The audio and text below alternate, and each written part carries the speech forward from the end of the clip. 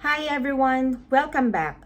If you're new here, I'm Tintin, and I share real-life stories, tips, and advice for aspiring seafarers and OFWs. Today's topic is something I wish someone told me before I started working on board. What they don't tell you before joining a ship. A lot of people think life on a cruise ship or cargo vessel is all about traveling the world and earning big. But the truth is, there are many challenges that you won't hear during interviews or training. If you're planning to work on board for the first time, watch until the end. This video might just save you from the culture shock, stress, or even regret. Nobody really prepares you for this, but you'll miss birthdays, anniversaries, holidays, and even emergencies. You'll be away for 6 to 9 months, sometimes longer. And no matter how strong you are, it can hit hard, especially if you have kids or elderly parents. So before you go, set proper expectation with your family.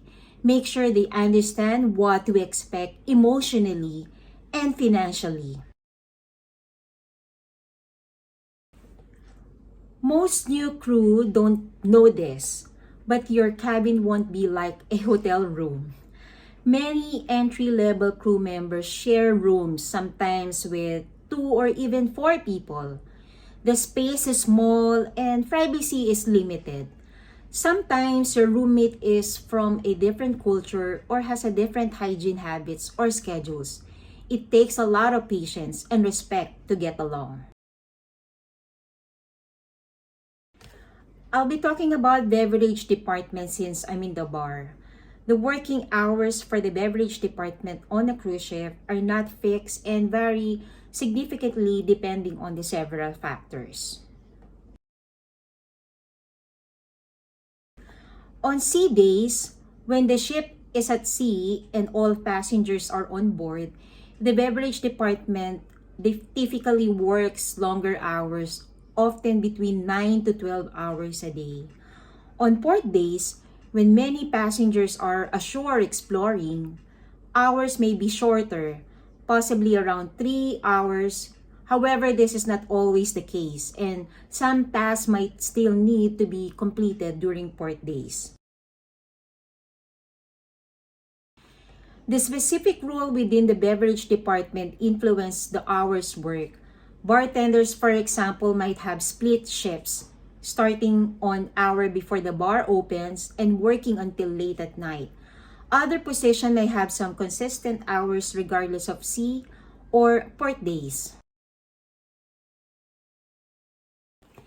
Different cruise lines and the size of the ship can impact staffing levels and consequently working hours. Larger ships with more bars and lounges might require longer hours from their staff.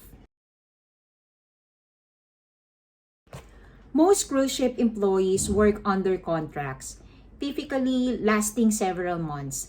During this contract period, employees often work 7 days a week with limited or no days off. While specific hours vary, it's safe to say that beverage department employees on cruise ship generally work long hours, often exceeding 8 hours a day and potentially reaching 12 hours or more on the BCC days. These long hours are often spread across split shifts with breaks in between. On board, it's normal to work 10 to 14 hours per day with no weekends. There's pressure to be fast, efficient, and always in a good mood, even when you're tired or stressed. So be ready physically and mentally. This is something rarely talked about. You need to be mentally strong. Life at sea can be isolating. You might feel lonely, anxious, or homesick. You don't always get to talk to your family because of poor internet or time difference. Mental health matters. Find healthy ways to cope. Journal, pray, or going to the gym. Connect with supportive crew or take short breaks when you can. You'll work with people from India, Indonesia, Europe, Africa, South America, everywhere. That means different accents, habits, food preferences, and attitude. Misunderstanding happen. Learn to be flexible, respectful, and open-minded. Not everyone works or thinks the way you do. This might sound small, but food matters a lot on board. Depending on your ship, you might get access to a crew mess with limited variety. Sometimes the food is oily, spicy, or just not your taste. Bring some snacks or canned goods from home if possible, especially if you're picky. Ships has CCTV almost everywhere. This isn't just for safety. It's also used to review incidents or monitor behavior. So even when you're off duty, you still need to be mindful of your actions. No fights, no drama, and definitely no breaking rules. While most big cruise line pays on time, some smaller companies, especially in the cargo industry, may delay salaries. Always research your agency and company before signing, and never go on board without at least a small emergency fund. Ship life can feel like high school sometimes. There's gossip, favoritism, and even crew relationship that can cause issues. Keep your focus on your goals.